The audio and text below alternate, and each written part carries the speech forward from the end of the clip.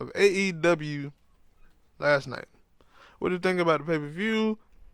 And what were some of your highlight matches? Yeah. One of the things I was shocked by, and I mentioned it to you last night, when we talk about Pac and him winning that match last night, I was shocked by that a little bit. But it seemed that his I wouldn't, but go ahead.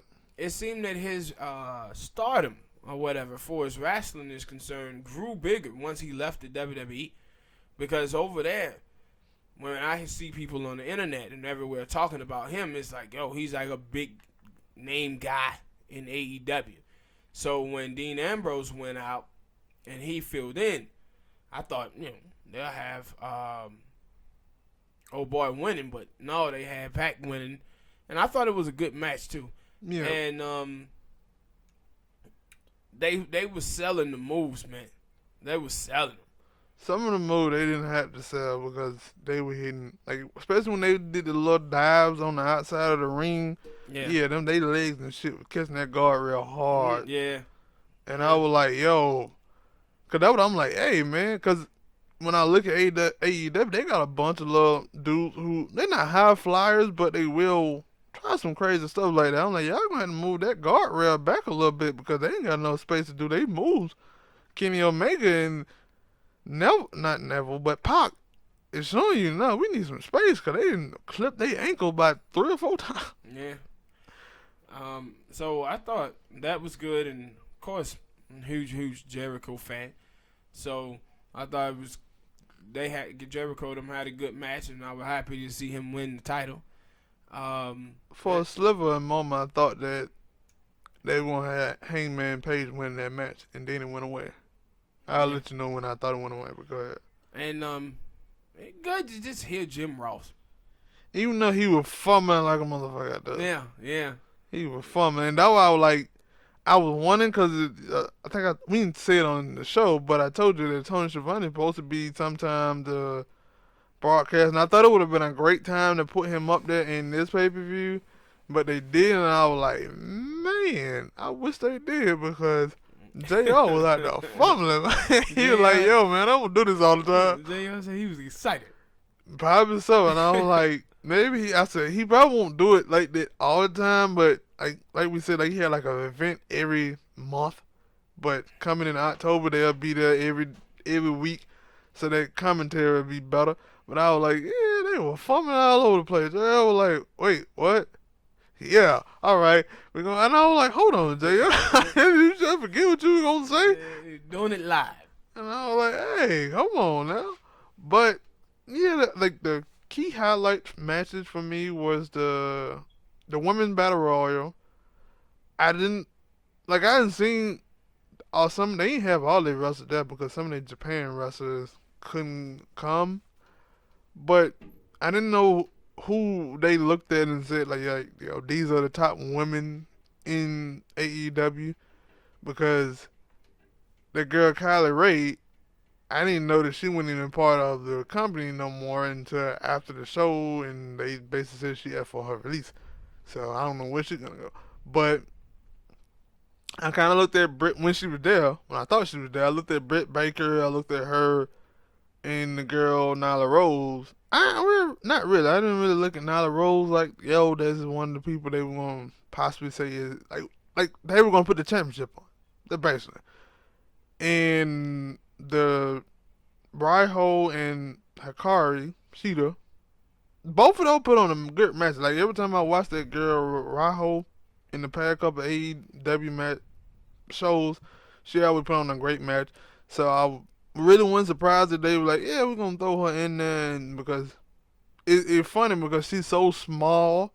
I think JR was saying she weighing them like 95 pounds. Yeah. And it was like, that's how she wrestles. Mm-hmm. That's how she wrestles. Like, she 95 pounds and she just go out there and throw caution to the wind.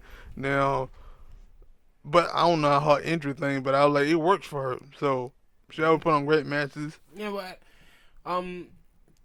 what did you, 1 through 10, what did you give the pay-per-view?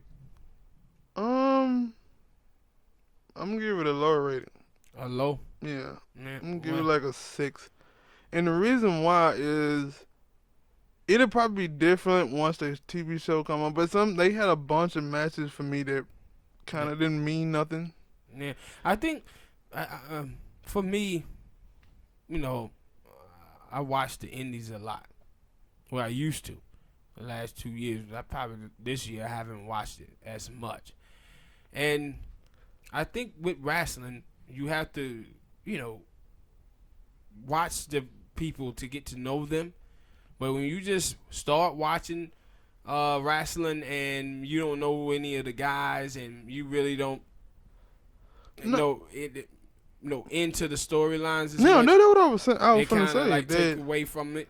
But I thought some of the matches, like when the dude had the big liquor barrel, that Cracker match, Barrel. yeah, the cracker barrel, them guys was going at it. Yeah, that was a great match. Like that one of those matches where I was like, I had a problem with. I liked that match, even though it didn't have no type of storyline to it. Yeah. Like actually, if it kind of did, like from the other matches that they had on their shows, you understand why they put them in a match. But it was some of the other matches that, like the pre-show, one of the pre-show matches with SCU. I didn't really see a reason to have that match. And like, I understand what you're talking about by the ending. Like sometimes you would watch it and watch the ending show and you'd be like, why do you do fighting each other? Because you don't know the storyline.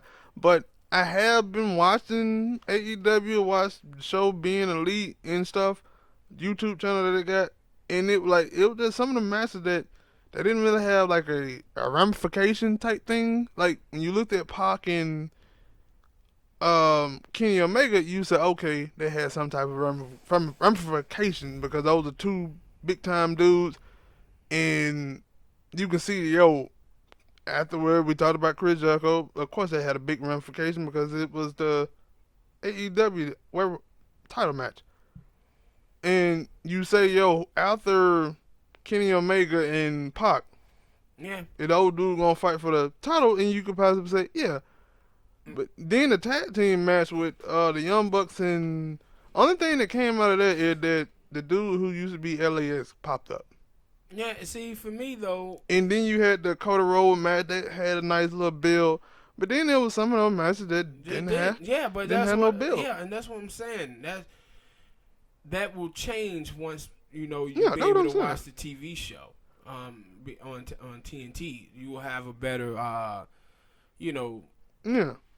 So that's why I think some of those matches played out that way. And like for matches, and now it was it is a group that it don't matter what they do, I'm not gonna like them. The Best Friends and then the Dark Order, I really don't. Like they could have went out there and put on a 10-star match, and I've been like, for real, I didn't see it because I was in somewhere fixing a sandwich or something. Because I just didn't want to watch it. And like with SCU, I like some of they like. There's another match I did not watch, and then it had a couple of. Cause I remember it was funny because I was thinking like it was it in the pre-show or is it? I think it was like one of the first matches. It was a tag team called what was it? Private Party, some shit like that. I didn't watch them wrestle, and it was like it's some of their tag teams. It just the way they look, and I'm like, They gonna I have to don't grow want, on you. yeah, I They don't gonna want have to to see grow them on. right now. I don't Yeah. care about how, like, even for the Young Buck match, I really didn't care for that match, even though that match had like some big time build to it and stuff. They were like, I ain't seen this match happen a couple of times, and I basically know that it's not for the AEW tag team title, so it's not gonna be like, it's a chance that Pentagon and them gonna lose. It's they gonna win this match because it's a AAA. But like I said, out of that match, what came out of it was the dude who were LAX from Impact are now in AEW, which I already knew they were gonna go to. So now they won't be using the name LAX. I guess they're gonna be using they old indie name for your effing entertainment. They might need to find another one. And then the Cody Rhodes match, that match was it had a lot of nostalgia in that match. You had Erwin Anderson coming out there giving the spine buster Double A. with his little fat, plumped ass. Double A. One of the greatest of all time. and like that match had something, but they had a couple for me. They had a couple of matches where I was like, either I just didn't want to see the people wrestle, or I didn't like, what is why? But like the Kenny Omega match, thought it was a great match. Had a lot of ramification later. I would have liked to see Dean Ambrose come out there and maybe cut a promo, or even he probably couldn't do nothing. James said he's healing up. Yeah, he probably couldn't do nothing. But yeah, I liked that match, the Chris Jericho match. Even though like it was a sliver time in that match where Hangman Page he finally hit his finisher, and I was like, because he had been trying to hit it, and then Jericho would reverse it, and then he finally hit it, and I'm like, oh, it might be over. And then he kicked out, and I was like, yeah, Chris Jericho gonna win this match. Mm-hmm. Because Chris Jericho had put everything on him except for that little spinning elbow, and I was like, I remember somebody talking about like, yo, when Chris Jericho had debuted, talking about he got a new finisher that he got to win with that finisher to make it look like it's a big time move. He can't just go out there and put you in a cold breaker or the Walls and Jericho and win and be like, yeah, my new finisher. I forget what he called it, but it was like, yeah, he got to win with that spinning elbow, and I was like, he hadn't hit that spinning elbow, and as soon as he hit it, I was like, oh, that's the end of the match. You knew it was over. Yeah.